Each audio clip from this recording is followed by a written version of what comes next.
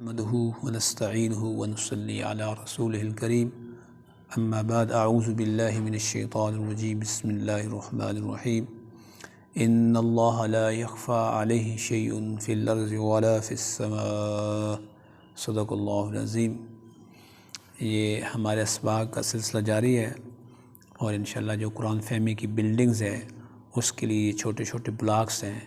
جیسے ہی ہم ان کو انڈرسٹینڈ کرتے چلے جائیں گے تو انشاءاللہ ہماری جو بلڈنگ ہے قرآن فہمی کی وہ اسی طرح یعنی اس کی تعمیر میں وہ بلند ہوتی چلی جائے گی۔ تو آج کا ہمارا جو سبق ہے یہ غیب کے حوالے سے ہے، کیونکہ قرآن کے اندر آتا ہے عالم الغیب والشہادہ کہ اللہ پاک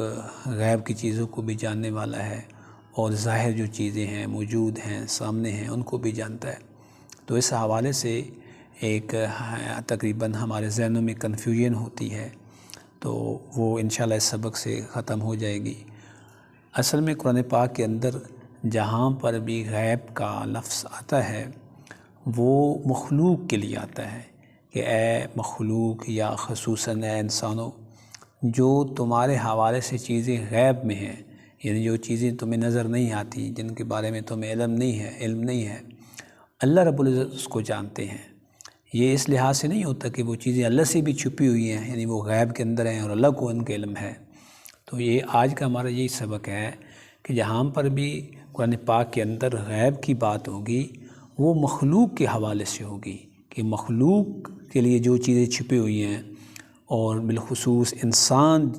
کے علم کی رسائی جہاں تک نہیں ہے، جن چیزوں کو وہ نہیں جانتا اللہ ان کو جانتا ہے۔ تو اس کی سب سے بڑی دلیل ہمارے پاس یہی ہے کہ اللہ کے لیے کوئی چیز غیب نہیں ہے، ساری چیزیں اللہ کے لیے ظاہر ہیں، اللہ کے سامنے ہیں، اللہ کے علم میں ہیں۔ تو اس کی یہ دلیل جو ہے وہ یہ سورۃ آل عمران ہے، پارہ نمبر 3 ہے اور اس کی آیت نمبر 5 ہے۔ اللہ فرما رہے ہیں ان اللہ لا یخفی علیہ شیء کہ بے شک اللہ کے لیے کوئی چیز مخفی نہیں ہے، فی الارض زمین کے اندر چاہے ہو، ولا فی السماء اور نہ ہی آسمانوں میں،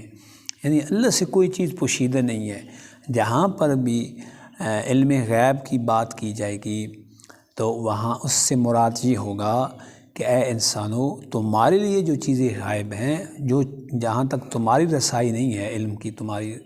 وہ اللہ رب العزت اس کو جانتے ہیں۔ تو یہ آیت اس کی بہت بڑی دلیل ہے کہ اللہ کے لیے کوئی چیز چھپی ہوئی نہیں ہے۔ تو یہاں سے ہمیں یہ سبق ملتا ہے قرآن پاک کے اندر